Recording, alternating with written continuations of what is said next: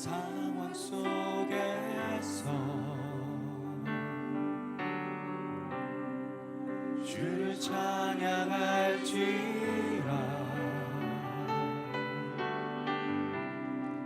주는 너의 큰 상급 큰 도움이시라.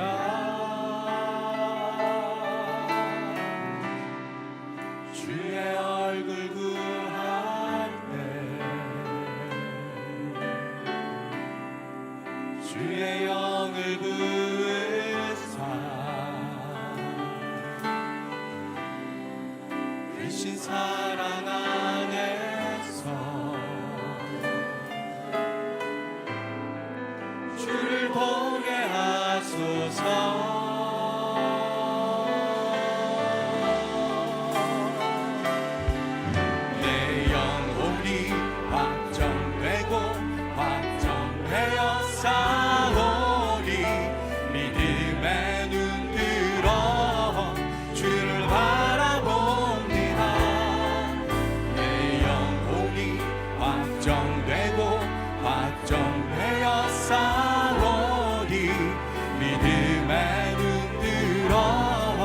주를 바라봅니다. 다시 한번 고백합니다. 모든 상황 속에서 주를 찬양할지라.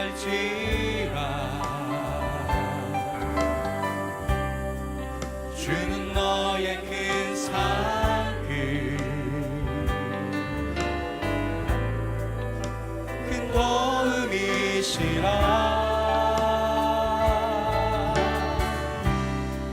주의 얼굴 구할 때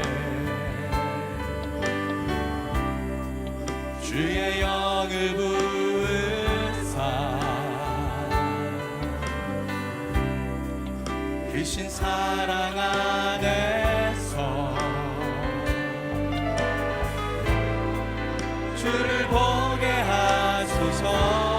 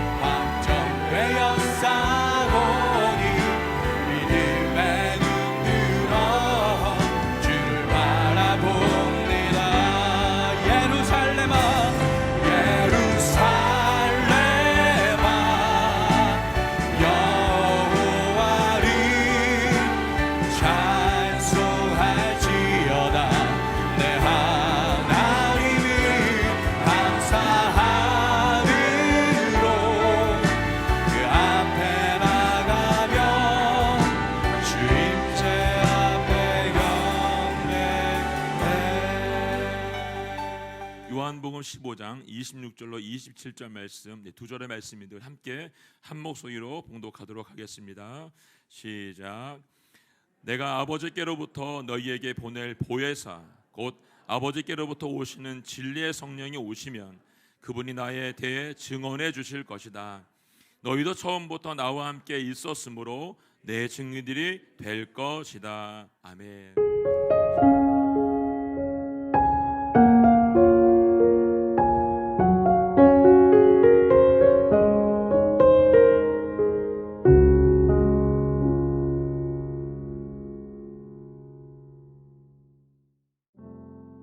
망고나무 그늘 아래 어린 영혼들이 구름같이 모여듭니다.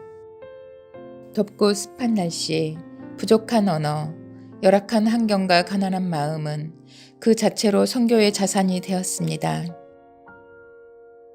지붕도 벽도 없는 세상에서 제일 큰 예배당. 주의 이름을 한 번도 들어본 적 없는 사람들이 모인 이곳에 하나님을 향한 찬양이 넘쳐 흐릅니다. 머리에 까치집을 짓고 맨발로 교회를 찾던 아이들은 이제 말씀을 가르치는 자로 예배 인도자로 섰습니다. 선교는 낭만이요 최고의 투자라고 외치던 제 남편 민성기 선교사는 누구보다 행복한 선교사였습니다.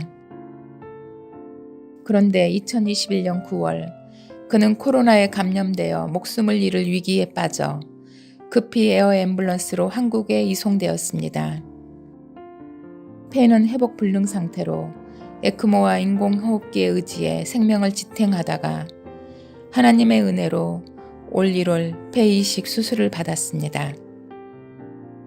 수술 후 먹는 면역 억제제와 많은 약들은 지금도 그의 몸에 어려움을 가져옵니다만 식사도 잘하고 통원 치료를 받으며 회복에 힘쓰고 있습니다.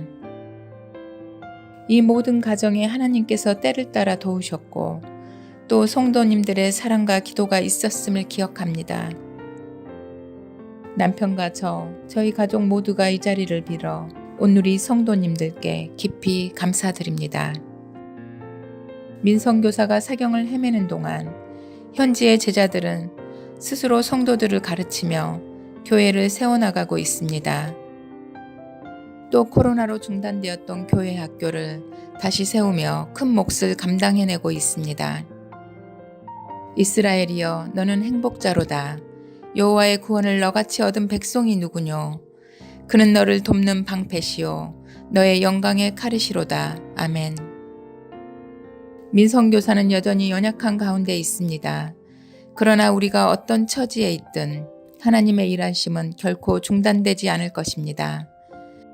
저희 부부가 끝까지 뜨겁게 영혼을 사랑하는 세상에서 가장 행복한 선교사로 하나님 앞에 설 수 있도록 기도해 주십시오. 사랑합니다. 오늘은 성령과 진리라는 제목입니다. 길과 진리와 생명 되신 예수님, 그분이 우리의 유일한 구원의 길이요, 유일한 진리요, 유일한 생명이시기 때문에 그분이 어떤 분인지를 우리가 깨닫고 믿고 그분 안에 거하도록 하시기 위해서 오신 분이 성령님이십니다. 예수님께서 십자가의 그 사역을 감당하시고 부활 승천하심으로써 육신으로는, 성육신한 육신으로는 이제 우리 곁에 역사 속에 머무실 수가 없는 그 단계가 분명히 오실 것이기 때문에 예수님께서 유일한 구원의 길과 진리와 생명이심을 모든 이들에게 알리고 또 믿게 하시고 또 그 길로 걸어가도록 역사하시기 위해서는 성령님이 오셔야 했던 것입니다. 예수님께서 제자들에게 장차 오실 성령님을 보혜사라고 이렇게 소개를 하셨습니다. 그것이 요한복음 14장에 제일 먼저 등장하고 또 16장에 이르기까지 이 성령님의 사역에 대해서 집중적으로 말씀하고 있습니다. 이 보혜사라는 명칭이 한자로 되어 있기 때문에 한글로 읽으면 이게 도대체 무슨 뜻인가? 늘 보호해주고 은혜를 베풀어 주시기 위하여 우리 곁에 계신 분, 그런 뜻이죠. 헬라어는 파라클레토스라고 합니다. 파라는 무엇 곁에, 클레토스는 부르심을 받은 분이다. 곁에 있도록 부름을 받은 분이라는 뜻에서 한자로 보혜사 이렇게 번역이 된 것은 세계 여러 언어 중에서도 제가 많은 언어는 모르지만 잘 번역된 의미 전달이라고 생각을 합니다. 영어로는 카운셀러, 상담자, 컴포터, 위로자 이렇게 됐지만 사실 이 파라클레토스라는 언어의 의미를 다 담지는 못한다고 생각을 합니다. 늘 곁에 있도록 부르심을 받은 분들, 부르심을 받은 분, 예수님께서 성육신하신 몸으로 더 이상 우리 곁에 계실 수가 없었습니다. 그러면 예수님께서 떠나가는 것이 우리에게는 엄청난 슬픔이요, 또한 연약함이 될 것 같지만, 파라클레토스로 오신 성령님은 예수님이 육신으로 우리 가운데 계신 것보다 더 능력이 있는 일을 이루신다고 말씀하셨습니다. 그래서 예수님께서 내가 떠나가는 것이 너희에게 유익하다 라는 말씀하셨습니다. 그러니까 이 말씀을 보혜사 성령님께 대입하면, 보혜사 성령님의 오심은 어떤 의미인가? 예수님이 육신으로 우리와 함께 계시는 것보다 더 좋으신 분이다, 더 유익하신 분이다. 예수님이 떠나시는 것이 유익할 정도로 우리에게 유익하신 분이다, 그렇게 연결이 되는 것이죠. 과연 그럴까? 우리가 그 당시 제자들의 입장에 있었다고 할지라도 예수님께서 계속 육신으로 우리 곁에 계시는 것이 더 좋다고 생각하지 않았을까요? 말씀이 육신이신 그분 입에서 나오는 진리의 말씀, 그분의 임재에서 느끼는 하나님의 임재, 또 그분이 일으켜 보여주시는 하늘의 표적들, 그 모든 것이 천국의 임재를 실제로 느끼기에 예수님께서 육신으로 계속 계시는 것이 훨씬 더 좋을 것이라고 분명히 생각할 수 있습니다. 그러나 예수님은 당시의 팔레스타인, 갈릴리 호수, 나사렛에 머무시는 그 예수님이 동시에 이 한반도에는 계실 수가 없고 지구 반대편에는 계실 수가 없으셨습니다. 육신을 입으셨기 때문이죠. 시간과 공간의 제약을 받으실 수 있는 그 몸이었기 때문입니다. 그러나 이제 예수님께서 십자가와 부활의 영광의 사역을 이루시고 승천하신 이후에 오시는 보혜사 성령, 그분이 이제는 우리 안에 속에 계심으로써 이루실 일들이 있다. 그러면서 그 보혜사 성령님을 소개할 때 제일 처음으로 소개한 명칭이 바로 진리의 성령이시다. 보혜사라는 것은 성령님의 이름 소개하는 명칭이고, 그 보혜사 성령님의 역할에 대해서 설명할 때 제일 처음 등장한 것이 진리의 성령이시라는 말씀입니다. 15장 26절 27절 오늘 본문 외에도 16장에 가보면 예수님께서 16장에서 1절부터 12절까지 성령님이 하시는 일, 죄에 대하여, 의에 대하여, 심판에 대하여 교훈하시고 책망하신다는 말씀을 하신 이후에 13절에 이런 말씀을 또 남겨주셨습니다. 우리 한 목소리로 함께 읽어보겠습니다. 시작. 그러나 진리의 성령 그분이 오시면 너희를 모든 진리 가운데 인도하실 것이다. 그분은 자기 생각대로 말씀하시지 않고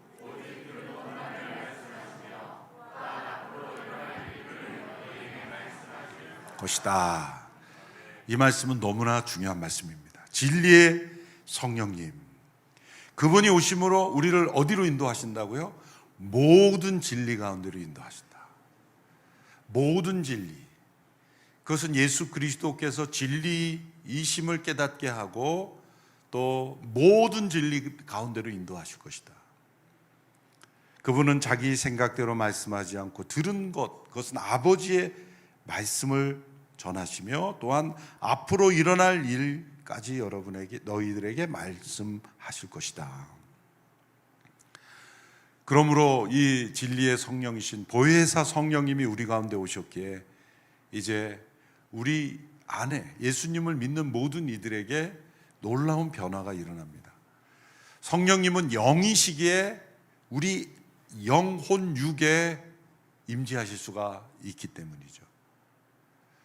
예수님이 육신으로 함께 계셨지만 제자들의 삶을 보면 변화된 것 같지만 변화되지 않았죠. 십자가 앞에서 베드로를 비롯하여 다 도망하지 않았습니까? 변화된 것 같았지만 변화되지 않았어요.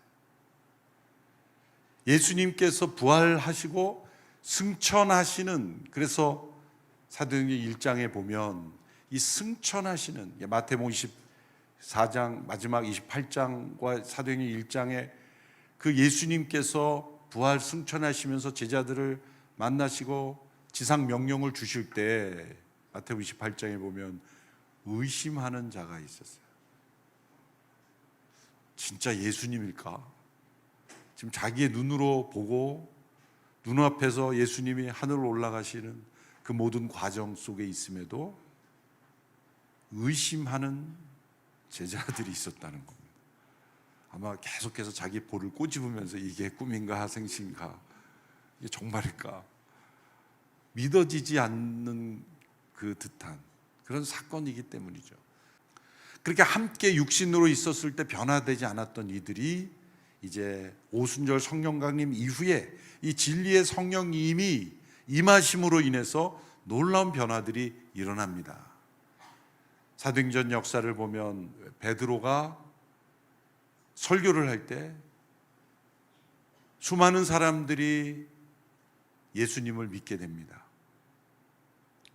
베드로는 어부였고, 또 어부라고 해서 학문적인 그러한 능력이 없다라고 말할 수는 없지만 시간적으로 역사와 또 율법과 이런 하나님 나라에 대한 연구할 수 있는 시간은 부족한 것은 맞죠. 근데 그 베드로가 설교를 할 수 있게 되었다. 이것은 어떤 영혼 육에 큰 변화가 일어났다는 것을 알 수가 있습니다.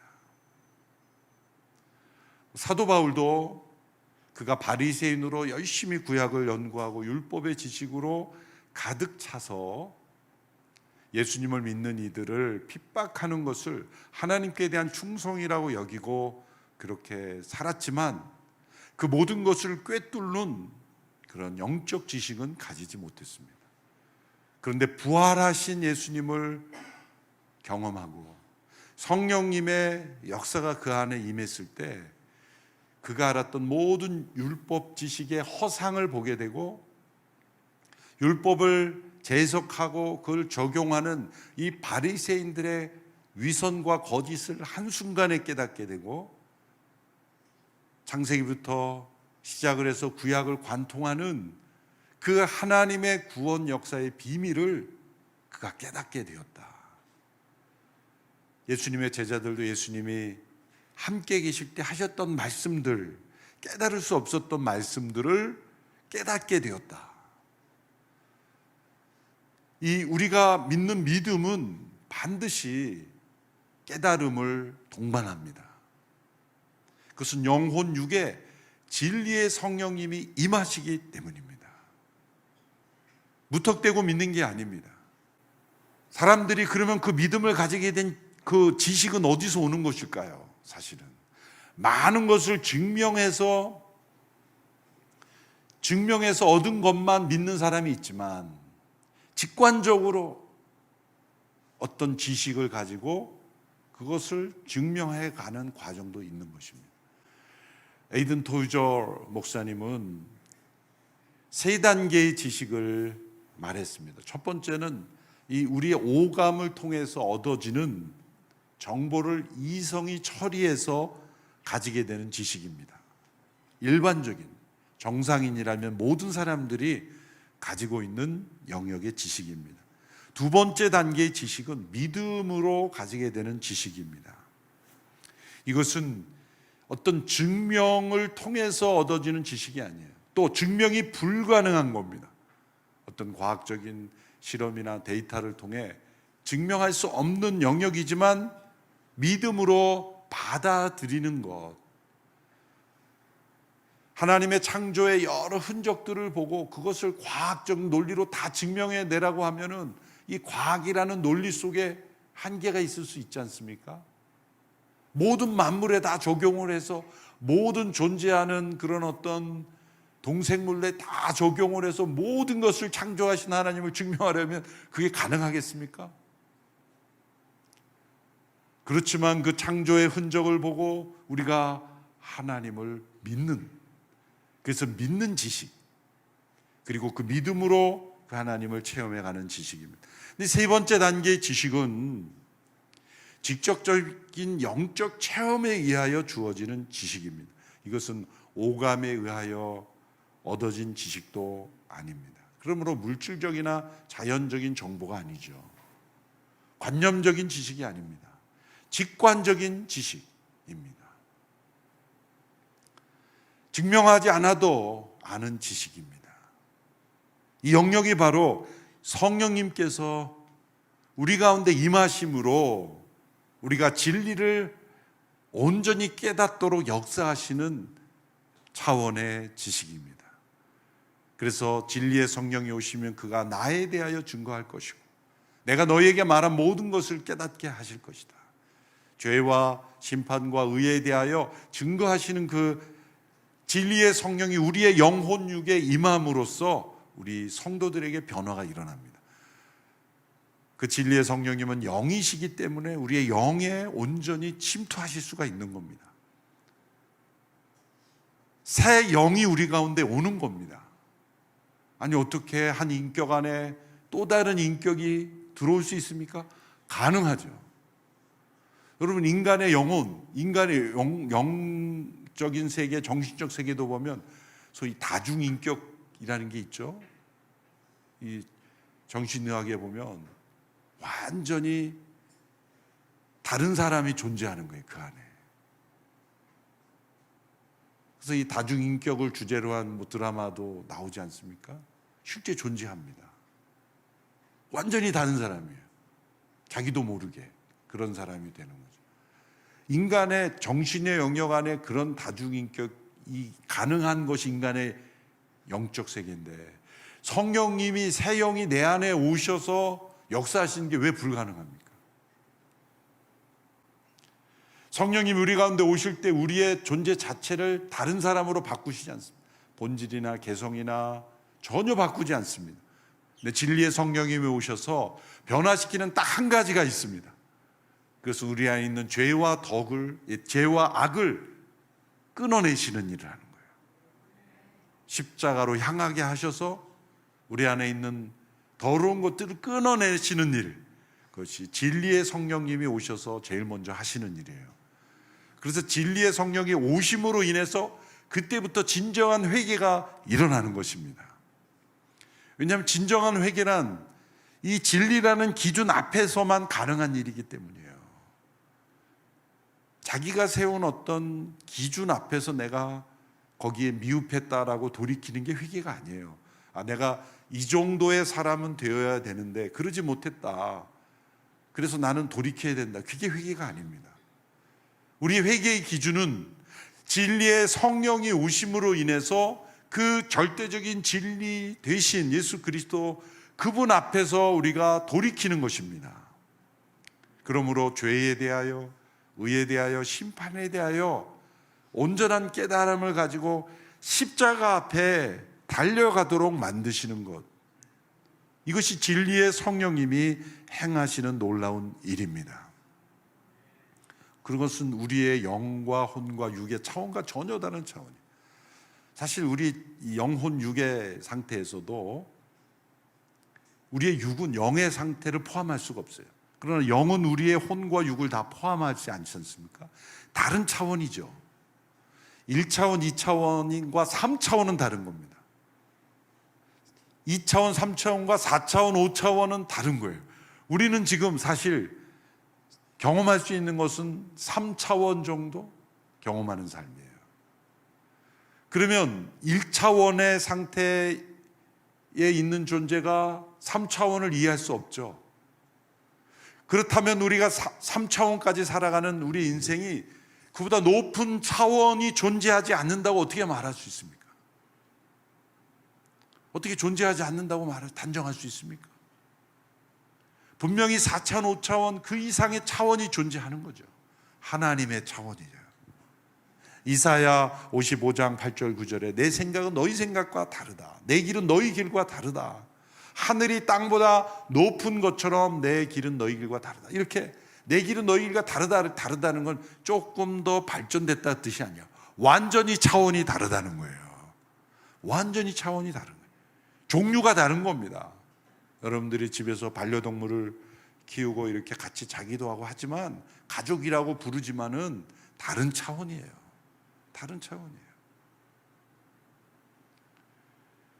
다른 차원에 존재하는 반려동물과 인간이 다른 차원에 살듯이 우리 인간과 다른 차원에 계신 하나님께서 우리에게 예수님이 구원의 길과 진리와 생명이 되심을 깨닫게 하고 그 하나님 앞에 나오도록 하기 위해서 진리의 성령님을 보내셨다는 겁니다. 이 지식은 앞서 이돈 조조 목사님 말씀하신 대로 오감을 통해 우리가 습득하는 그러한 지식이 아니에요. 그리고 때로 우리가 믿음으로 얻게 되는 지식 차원도 뛰어넘는 거예요. 이것은 진리의 성령님이 우리에게 직접 알려주시는 지식입니다. 놀라운 성령님의 역사입니다. 고린도전서 2장 12절에도 우리는 세상의 영을 받지 않고 하나님께로부터 온 영을 받았습니다. 이것은 하나님께서 우리에게 주신 은혜의 선물들을 깨달아 알게 하시려는 겁니다. 하나님이 은혜로 주시는 많은 선물들을 우리가 깨닫게 하시기 위해서 성령님이 오셨다는 거예요. 그러므로 진리의 성령님이 하신 첫 번째는 우리를 십자가로 나가 예수님을 믿게 하는 겁니다. 두 번째는 하나님이 그리스도 안에서 진리이신 그리스도 안에서 우리에게 주시는 풍성한 은혜의 선물들을 깨달아 알게 하시는 거예요. 진리의 성령님은 우리의 삶이 얼마나 풍성한 은혜의 선물들인가 라는 것을 깨닫게 하십니다. 우리의 삶 속에 하나님이 주신 너무나 소중한 은혜의 선물들이 있습니다. 그저 내가 숨 쉬는 것만으로도 하나님의 은혜 속에 있다는 것을 체험하게 하시는 거예요. 그래서 성령의 임재를 강하게 체험한 사람들은 세상이 다르게 보인다고 하잖아요. 움직이는 모든 것들 속에 하나님의 임재가 있기 때문에 진리의 성령님이 오신 우리의 삶의 작은 순간 속에서도 하나님의 은혜의 선물이 무엇인가? 하나님이 이처럼 나를 사랑하시고 나를 위하여 이처럼 풍성한 은혜를 베풀어 주신다는 것을 깊이 깨닫게 되는 것입니다. 또한 16장 13절의 말씀에 이렇게 말씀하셨죠. 진리의 성령님이 오시면 모든 진리를 깨닫게 하고 앞으로 일어날 일들을 너희에게 말씀하실 것이다. 진리의 성령님께서는 우리가 마땅히 걸어가야 할 길을 알게 하십니다. 우리의 개인의 인생의 미래, 우리 교회의 미래, 역사의 미래에 대해서 진리의 성령님은 깨닫게 하십니다. 가끔 그렇게 진리의 성령으로 충만하지 않은 분이 미래를 예언한다고 이렇게 점치듯이 하는 그런 부작용이 있기는 해요. 그렇지만 진정한 진리의 성령님이 임했을 때 진리의 성령님이 우리의 앞날을 분명히 인도하시고 가르쳐 주시고 그 길로 걸어가도록 역사하십니다. 그 길은 반드시 옳은 길이어야 하며 마땅히 그래야 되는 길이어야 하며 예수 그리스도 그분과 관련된 길이어야 되고 또 그분과 동행하는 길이어야 되고 그분을 영화롭게 하는 길이 되어야 합니다. 진리의 성령님이 오신 우리를 그런 길 가운데로 분명히 인도하신다는 겁니다. 진리의 성령님이 앞으로 일어날 일을 너희에게 말씀하실 것이다. 그러므로 성령의 인도하심을 따라 우리가 살아갈 때, 특별히 길과 진리 생명 되신 예수 그리스도와 동행할 때 우리의 삶에는 지금 현재의 사건이 결코 현재 사건으로 끝나지 않는다. 이것이 이어져서 하나님의 놀라운 미래의 역사에 연결되는 사건이 분명히 될 것이다. 어느 한 인생의 성령의 체험이 미래의 그리스도의 진리 되심을 증거하는 일과 연관이 되어 있다는 거죠. 우리 성령님께서 살아계시기에 저와 여러분 가운데 거하시는 줄로 믿습니다. 진리 대신 예수 그리스도의 십자가 앞에 나오게 하고, 또 우리에게 날마다 그 말씀을 깨닫게 하고, 우리에게 은혜로 주신 모든 선물들을 깨닫게 하고, 앞으로 일어날 일을 깨닫게 하시는 그 성령님의 인도하심, 진리의 성령님이 여러분 안에 충만히 거하시기를 주님의 이름으로 축원합니다. 기도하겠습니다. 이 시간